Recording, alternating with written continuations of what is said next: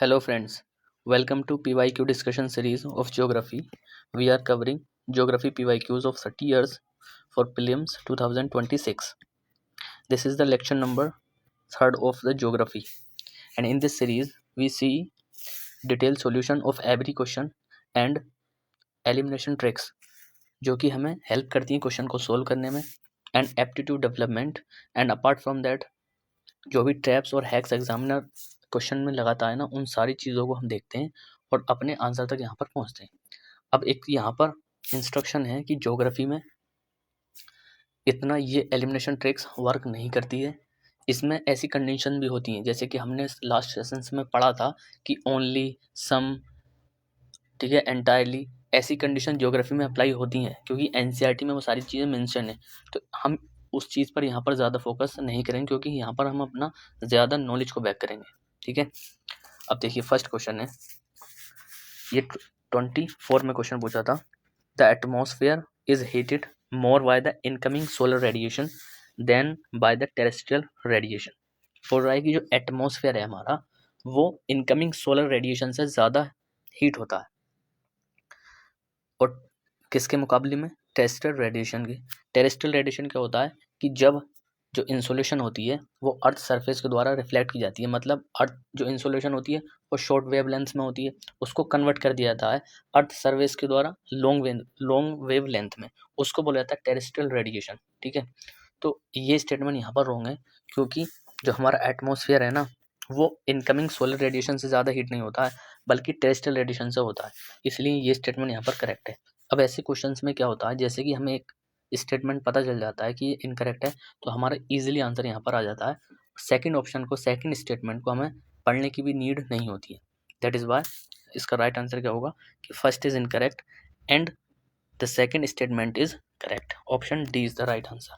Okay, अब देखिए इसमें क्या बोला है कि जो कार्बन डाइऑक्साइड है and other greenhouse gases in the atmosphere out are good absorbs of long wave radiation, कि जो एटमोसफेयर में हमारे ग्रीन हाउस गैसेज हैं या फिर अदर गैसेज हैं वो क्या होता है कि जो लॉन्ग वेव रेडिएशन है उनको एब्जॉर्ब कर लेता है।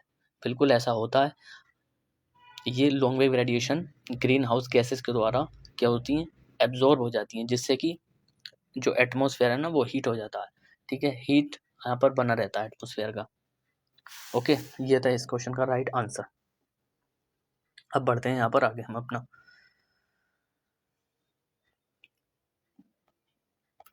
Second. Consider the following statements. The thickness of the troposphere at the equator is much greater as compare to poles. बोला है जो थिकनेस है, जो मोटाई है ट्रोपोस्फेयर की वो इक्वेटर पर ज़्यादा होती है as compare to the poles. Second, that at the equator heat is transported to greater heights by strong convectional currents, कि जो इक्वेटर पर हीट है ना वो ग्रेट हाइट्स तक जाती है और ऐसा कन्वेक्शन करंट के द्वारा होता है। देखिए फर्स्ट स्टेटमेंट देखते हैं, यहाँ पर बोल रहा है कि जो ट्रोपोस्फेयर की थिकनेस है वो इक्वेटर पर ज़्यादा है। ये बिल्कुल करेक्ट स्टेटमेंट है। क्यों? क्योंकि इक्वेटर पर जो इंसोलेशन होती है वो हाई होती है और टेम्परेचर भी हाई होता है, जिसकी वजह से ये होता है कि वहाँ की जो इक्वेटर की एयर है, वो राइज करती है। ठीक है, वहाँ का जो मॉइस्चर है, एयर है, वो मतलब ग्रेट हाइट तक वहाँ पर राइज करती है, जिससे कि जो थिकनेस है ना, जो ट्रोपोस्फेयर है वो थोड़ी पुश हो जाती है, जिससे कि वहाँ पर ज़्यादा थिकनेस हो जाती है इक्वेटर पर। लेकिन पोल्स पर टेम्परेचर कम होता है तो एयर इतनी राइज नहीं कर पाती, इस वजह से जो पोल्स होते हैं उन पर जो थिकनेस होती है वो एज कम्पेयर टू पोल्स कम होती है। अब यहाँ पर हम देखेंगे कि आखिर कितनी यहाँ पर होती है। देखिए जब हम बात करते हैं पोल्स की, ये पोल्स हैं, तो पोल्स पर क्या होता है, जो थिकनेस होती है एटमॉस्फेयर की वो कितनी होती है,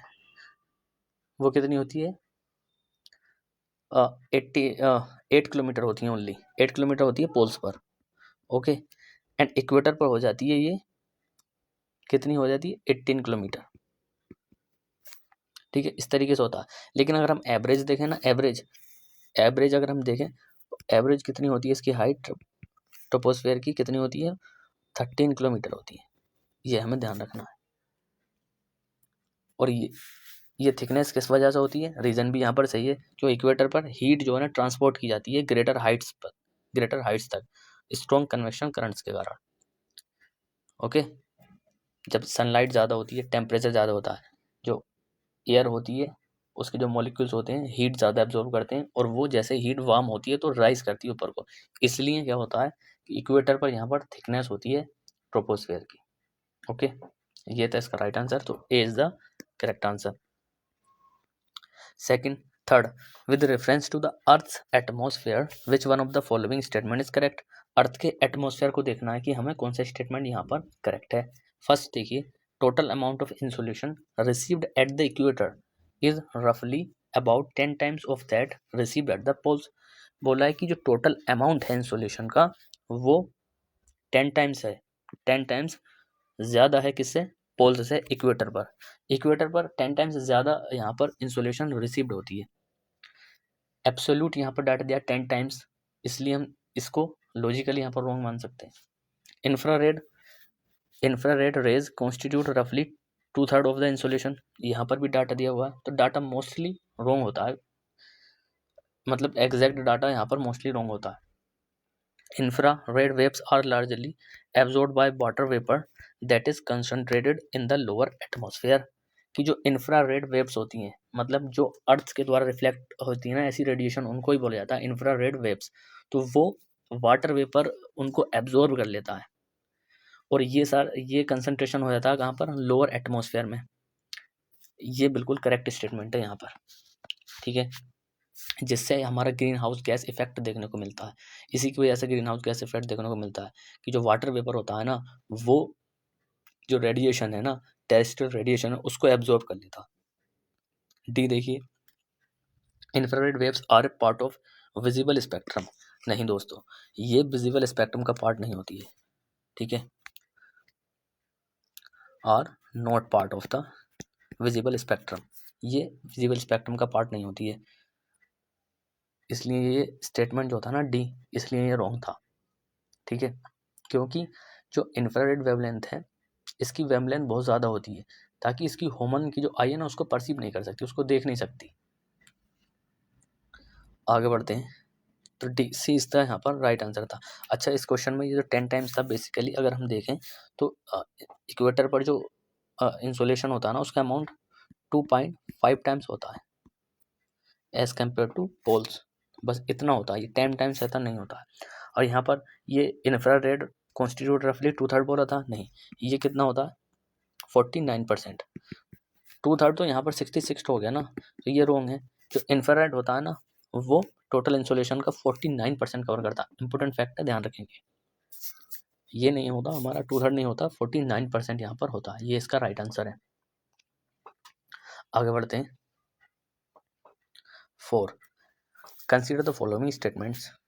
the soil in tropical rain forest is rich in nutrients. Soil tropical rain forest में रिच होती है न्यूट्रिएंट्स में। Second, the highly temperature and the moisture of the tropical rainforest cause the dead organic matter in the soil to decompose quickly। देखिए, second में तो यहाँ पर कोई कंफ्यूजन नहीं होनी चाहिए, क्योंकि हाईली टेम्परेचर तो होता है ना यहाँ पर ट्रॉपिकल रेन फॉरेस्ट में, जैसे कि मॉइस्चर भी ज़्यादा होता है, और इसी के कारण क्या होता है कि जो ऑर्गेनिक मैटर होता है वो डिकम्पोज क्विकली हो जाता है। ये यहाँ पर बिल्कुल करेक्ट है, लेकिन फर्स्ट यहाँ पर रॉन्ग है, क्योंकि सोइल जो होती है ट्रॉपिकल रेन फॉरेस्ट में वो न्यूट्रिएंट्स में रिच नहीं होती है। बेसिकली ये न्यूट्रिएंट्स में रिच नहीं होती, क्यों, क्योंकि यहाँ पर लीचिंग का इफेक्ट आ जाता है। रेनफॉल ज़्यादा होती है, जैसे ही रेनफॉल ज़्यादा होती है तो यहाँ पर जो न्यूट्रिएंट होते हैं ना सोइल के सरफेस पर, जो सोइल के इंपॉर्टेंट न्यूट्रिएंट्स होते हैं वो लीच्ड आउट हो जाते हैं। क्या हो जाते हैं, वो लीच्ड आउट हो जाते हैं, ठीक है, एक्सेसिव रेनफॉल के कारण, जिससे कि ये पुअर होती है न्यूट्रिएंट्स में सोइल। इसलिए यहाँ पर फर्स्ट स्टेटमेंट यहाँ पर रॉन्ग है और सेकंड सही है। इसका राइट आंसर क्या होगा हमारा, first is wrong and second is the correct answer. यही होता है, क्योंकि एक्सेसिव रेनफॉल होती है जिससे कि जो इंपॉर्टेंट न्यूट्रिएंट्स होते हैं ना सोइल सरफेस के, वो लीच्ड आउट हो जाते हैं। इसलिए यहाँ पर न्यूट्रिएंट्स की कमी होती है इस सोइल में। ओके, अब बढ़ते हैं आगे। क्वेश्चन नंबर 5, तो देखिए क्वेश्चन नंबर 5 में बोल रहा है कि the temperature contrast between the continents and the ocean is greater during summer than in winter. Temperature contrast, temperature में वेरिएशन कॉन्टिनेंट ओशियन के बीच में समर के टाइम ज़्यादा होता है एज कम्पेयर टू विंटर। अच्छा, सेकंड देखिए, the specific heat of the water is more than the land surface, कि वाटर की स्पेसिफिक हीट जो होती है वो लैंड सरफेस से ज़्यादा होती है। स्पेसिफिक हीट क्या होती है, सबसे पहले से समझिए। देखिए स्पेसिफिक हीट क्या होती है, कि स्पेसिफिक हीट का मतलब बेसिकली ये होता है कि किसी भी सब्सटेंस का, अगर हमें कोई मान लीजिए 1 ग्राम सब्सटेंस है, उसका हमें 1 डिग्री टेम्परेचर या तो रेज करना है या फिर लो करना है, तो उसके लिए हमें जितनी हीट एनर्जी, जितनी अमाउंट में हमें हीट एनर्जी की आवश्यकता होगी, उसी को ही बोला जाता है स्पेसिफिक हीट। कि 1 डिग्री सेल्सियस या तो हमें टेम्परेचर बढ़ाना है या फिर 1 डिग्री सेल्सियस टेम्परेचर को कम करना है, इसमें जो भी एनर्जी, जो भी हीट एनर्जी की रिक्वायरमेंट होगी ना, उसी को बोला जाता है स्पेसिफिक हीट। और बेसिकली वाटर की जो स्पेसिफिक हीट होती है वो ज़्यादा होती है किससे, एज कम्पेयर टू लैंड से। अब फर्स्ट देखते हैं, पहले अभी दोबारा इसको समझेंगे। जो टेम्परेचर कंट्रास्ट होता है between the continent and the ocean, वो समर में होता है। मान लीजिए समर है, ये हमारा लैंड है और ये ओशियन है, ठीक है। अब देखिए समर है तो इंसुलेशन यहाँ पर दोनों, लैंड भी यहाँ पर वार्म हो जाएगी और जो ओशन है इसका वाटर भी यहाँ पर वार्म हो जाता है। लेकिन वार्म, दोनों चीज़ें वार्म है तो इतना टेम्परेचर कंट्रास्ट देखने को नहीं मिलता, टेम्परेचर में इतना वेरिएशन नहीं देखने को मिलता। अब जैसे ही विंटर का सीजन आता है, विंटर होगा ना, अब ये लैंड है और ये हमारा ओशन है। अब विंटर में क्या होगा कि जो लैंड है वो क्विकली डाउन, मतलब यहाँ पर जो लैंड है वो एकदम से कूल हो जाती है। लेकिन जो ओशियन होता है इसकी स्पेसिफिक हीट हाई होती है, ये एकदम से कूल नहीं हो पाता, ठीक है। ये थोड़ा एज कम्पेयर टू वार्म रह जाता है लैंड के कारण, जिसके कारण यहाँ पर जो टेम्परेचर रहता है वो एकदम से कूल हो जाता है और यहाँ पर वार्म बना रहता है।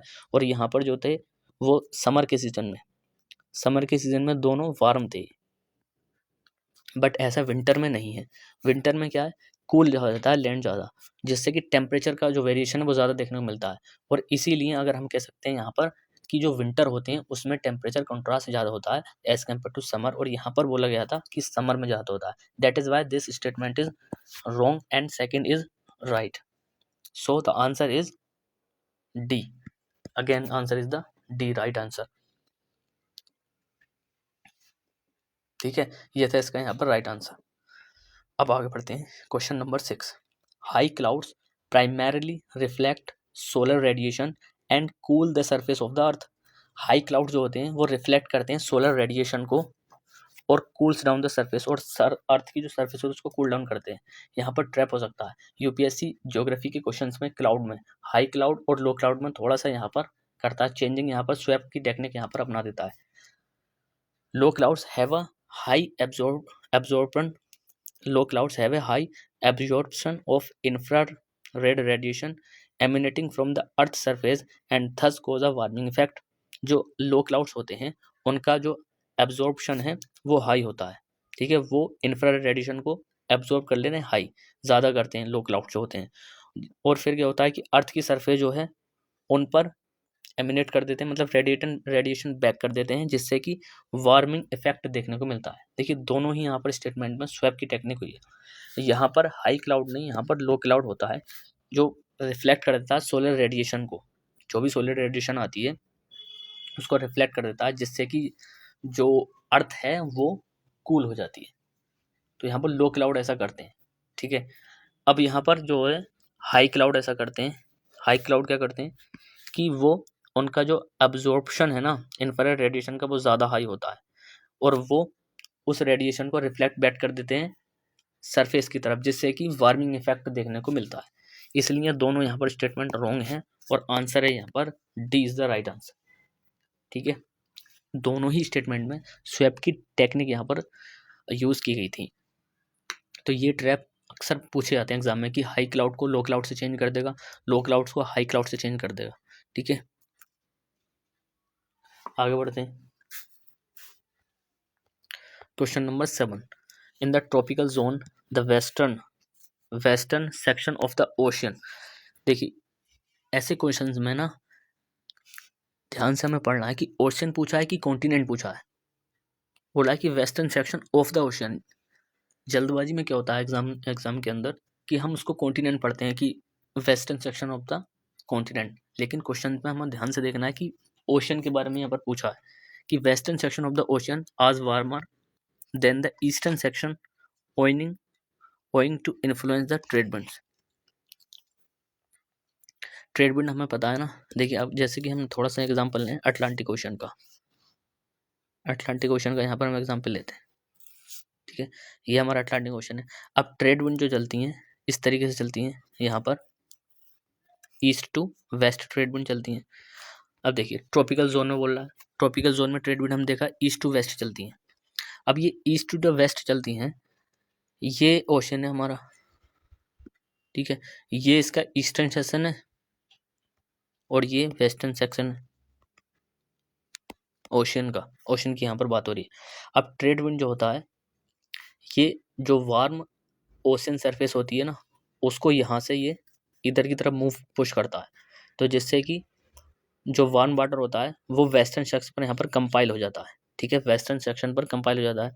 इसलिए ट्रॉपिकल जोन में जो वेस्टर्न सेक्शन होते हैं ना ओशन के, वो ज़्यादा वार्मर होते हैं as compare to eastern section, क्योंकि यहाँ पर अपवेलिंग इफेक्ट काम करने लगता है, जिससे कि ये जो सरफेस होती है ओशन की ये कूल हो जाती है, क्योंकि नीचे से यहाँ पर अपवेलिंग जो कूल वाटर है वो सरफेस पर आता है और इस सरफेस को भी यहाँ पर कूल बना देता है, ठीक है। अपवेलिंग फिनोमेना यहाँ पर होता है, काम करता है।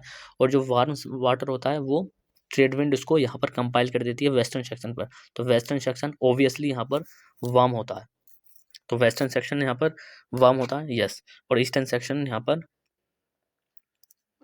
कूल हो जाता है। तो first statement is correct. Second, in temperate zone, यहाँ पर है इन टेम्परेट जोन,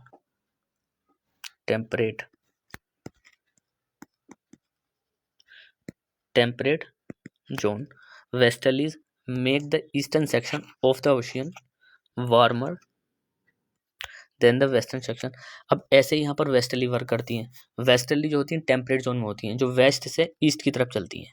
वेस्ट से ईस्ट की तरफ जब चलती हैं तो वेस्ट के जो वाटर है ना, यहाँ से इधर की ओर चल रही हैं, वेस्ट टू ईस्ट चल रही हैं वेस्टर्ली। तो जैसे कि ओशन हम फिर ले लेते हैं अटलांटिक, तो इससे क्या होता है कि जो वेस्ट है यहाँ पर तो कूल होगा ना, क्योंकि वार्म वाटर इधर मूव कर दिया जाता है वेस्टर्लीज के द्वारा, तो ईस्टर्न सेक्शन क्या हो जाएगा यहाँ पर वार्म हो जाएगा। और ऐसे इसमें बोला गया था कि जो वेस्टर्लीज होती है eastern section of the ocean को वार्म बना देती है as compare to western section.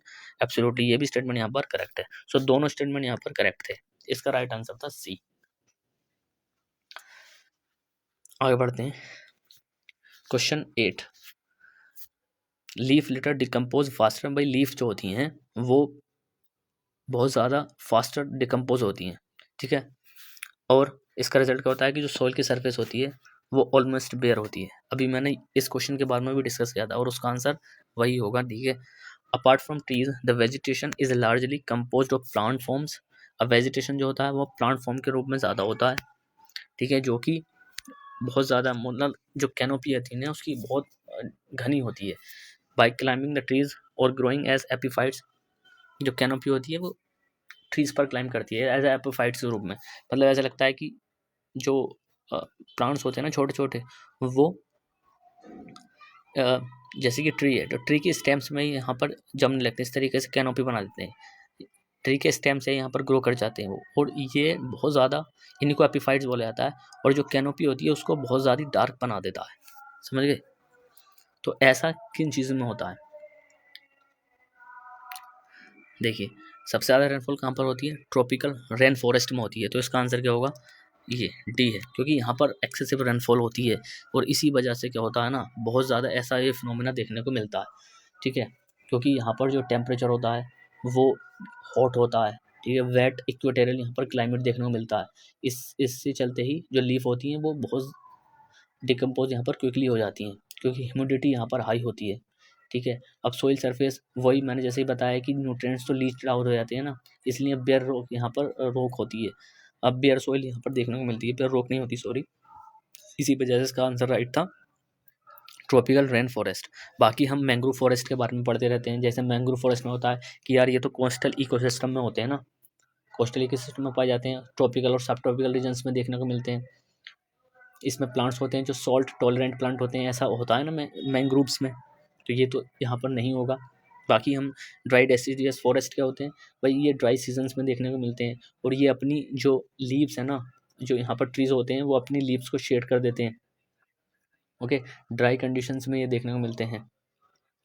इसके अलावा कोनीफेरस फॉरेस्ट हम देखे थे, ये कहाँ पर, ये कोल्ड क्लाइमेट में मिलते हैं। यहाँ पर भी जो डिकम्पोजिशन रेट होता है वो बहुत ज़्यादा स्लो होता है। क्यों? क्योंकि यहाँ पर टेम्परेचर भी बहुत ज़्यादा लोअर होता है, टेम्परेचर लोअर होता है, एसिडिक नेचर में यहाँ पर सोइल होती है, इसलिए ये भी यहाँ पर नहीं होगा। जो ऐसा डिस्क्रिप्शन यहाँ पर दिया गया है ये ट्रॉपिकल रेन फॉरेस्ट में देखने को मिलता है। आगे बढ़ते हैं। क्वेश्चन नंबर 9, जेट स्ट्रीम्स ओकर in the northern hemisphere only. नहीं, जेट स्ट्रीम तो सदर्न हेमिस्फीयर में भी होती है ना, तो फर्स्ट यहाँ पर होंगे। जैसे ही हमने फर्स्ट को रॉन्ग माना, हमारे दो स्टेटमेंट यहाँ पर चले गए। अब सेकंड तो हर हाल में सही होना चाहिए। ओनली सम साइक्लोन डेवलप एन आई, इसमें कोई कन्फ्यूजन ही नहीं है, क्योंकि सेकंड तो बी में भी दिया है और सी में भी दिया है।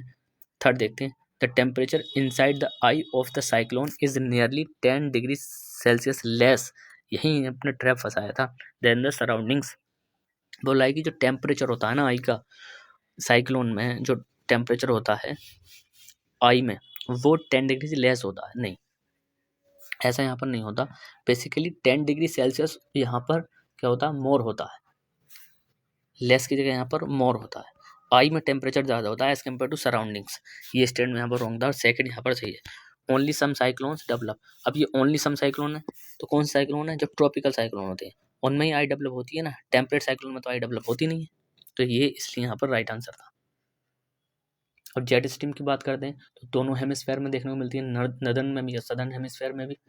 ठीक है, ये तो दोनों में देखने को मिलती है ना, क्योंकि एयर मास के टेम्परेचर के वेरिएशन डिफरेंस होता है, एयर डिफरेंट टेम्परेचर के एयर मास होते हैं, जिनसे कि ये तुम्हारी वेस्टर्लीज जेट स्ट्रीम्स यहाँ पर बनती हैं। पोलर जेट स्ट्रीम होती है, सब ट्रॉपिकल जेट स्ट्रीम होती है, जो दोनों हेमिस्फेयर में देखने को मिलती है। बेसिकली जो जेट स्ट्रीम होती हैं इनको जियोस्ट्रोफिक विंड बोला जाता है, और ये वेस्ट टू ईस्ट चलती हैं। समझ गए? जो जेट स्ट्रीम होती है ना, जेट स्ट्रीम की हम बात करें तो इनको जियोस्ट्रोफिक विंड भी कहा जाता है, और ये वेस्ट टू ईस्ट यहाँ पर चलती हैं, वेस्ट टू ईस्ट चलती हैं।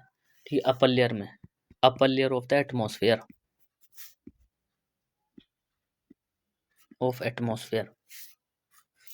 कितने यहाँ पर अगर हम देखें तो 20,000 फीट से लेकर के 50,000 फीट तक यहाँ पर ये चलती हैं जेट स्ट्रीम। और ये बनती कैसे हैं, क्योंकि जो एयर मास होता है ना, डिफरेंट टेम्परेचर का एयर मास होते हैं वो कोलाइड करते हैं, ताकि जेट स्ट्रीम यहाँ पर बन जाती है। बाकी जितना भी इसका डिटेल में है वो पढ़ना ही है ना, ये तो जो इंपॉर्टेंट टॉपिक है। देखिए, जेट स्ट्रीम हो गया आपका, ये फॉरेस्ट वगैरह हो गया, ये सारी चीज़ें एनसीईआरटी में डिटेल में दी हुई हैं। और इसके अलावा PMFIS में यहाँ पर ये भी दिया हुआ है, तो सारी चीज़ें हम डिटेल में पढ़ते हैं। तो PYQ डिस्कशन है, यहाँ से हमें थीम्स का पता चलता है, ट्रेंड का पता चलता है। ठीक है, इतना हम यहाँ पर कॉन्सेप्ट पीछे यहाँ पर नहीं भागते हैं। Question number 10, why are dew drops not formed on cloudy nights. Dew drops जो होती हैं वो क्लाउडी नाइट्स में क्यों फॉर्म नहीं होती? रीज़न देखिए, cloud absorb the radiation released from the earth surface. भाई अर्थ सरफेस से जो भी रेडिएशन होती हैं उनको क्लाउड एब्जॉर्ब कर लेता है। Clouds reflect back the earth radiation. See देखते हैं, the earth surface would have low temperature on cloudy nights.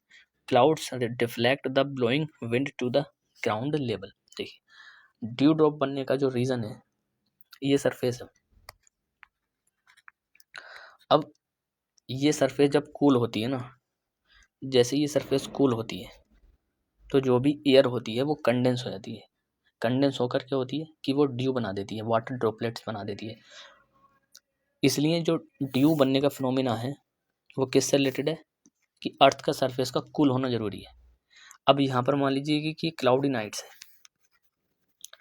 Cloudy nights है। अब सनलाइट जो थी सरफेस पर पड़ी थी, अर्थ सरफेस पर डे के टाइम में, अर्थ सरफेस वार्म हो गई थी। अब नाइट के टाइम में क्या होगा कि ये जो भी हीट अब्जॉर्ब की है सरफेस ने वो बैक करेगी, रेडिएशन बैक करेगी। अब जब ये रेडिएशन बैक करती है हीट को, ठीक है, इसलिए जब ये बैक करती है, अब मान लीजिए क्लाउडी नाइट्स है क्लाउडी नाइट है, इससे क्या होगा कि जो क्लाउड्स होंगे इस जो भी रेडिएशन है इसको फिर बैक कर देंगे अर्थ सरफेस की तरफ। ये क्लाउडी नाइट जो होती है रिफ्लेक्ट बैक कर देंगे अर्थ सरफेस की तरफ, जिससे कि जो सरफेस है वो कूल नहीं हो पाती, वार्मर ही रह जाती है। जब वार्मर रह जाती है तो ड्यू यहाँ पर फॉर्म नहीं होती, क्योंकि ड्यू के फॉर्मेशन के लिए सरफेस का कूल होना ज़रूरी है। और कूल कब होंगी, जबकि जो नाइट्स है ना वो उसमें क्लाउड नहीं होने चाहिए, ताकि रेडिएशन पूरी बैक चली जाए और सरफेस कूल हो जाए। इसीलिए जो क्लियर स्काई होता है ना, उन नाइट्स में जहाँ पर क्लियर नाइट्स होती हैं वहाँ पर ज़्यादा, और जहाँ पर जो अर्थ का सरफेस है ना वो हीट रैपिडली लूज़ करता है, जिससे कि यहाँ पर कूलिंग हो जाती है और ड्यू का फॉर्मेशन हो जाता है। समझ गए? ये था यहाँ पर राइट आंसर, क्योंकि ये बैक करते रहते हैं इन रेडिएशन को, जिससे कि ग्रीन हाउस का जो ग्रीन हाउस इफेक्ट मतलब कि वार्म रहती है ना, जो एटमॉस्फेयर रहता है, जो सरफेस होती है वो वार्म बनी रहती है, जिससे कि ड्यू फॉर्मेशन नहीं होता। तो ये था इसका यहाँ पर राइट आंसर। तो basically cloud reflect back the earth radiation, B is the right answer. तो ये था हमारा आज का डिस्कशन, ज्योग्राफी का डिस्कशन यहाँ पर थर्ड था। अगर आपको इसके PDF चाहिए, डिस्क्रिप्शन में यहाँ पर टेलीग्राम लिंक दिया हुआ है, आप उस टेलीग्राम को यहाँ पर ज्वाइन कर सकते हैं, और जो भी PDFs वगैरह होती हैं वो सारी उस टेलीग्राम ग्रुप पर शेयर की जाती है। Thank you very much.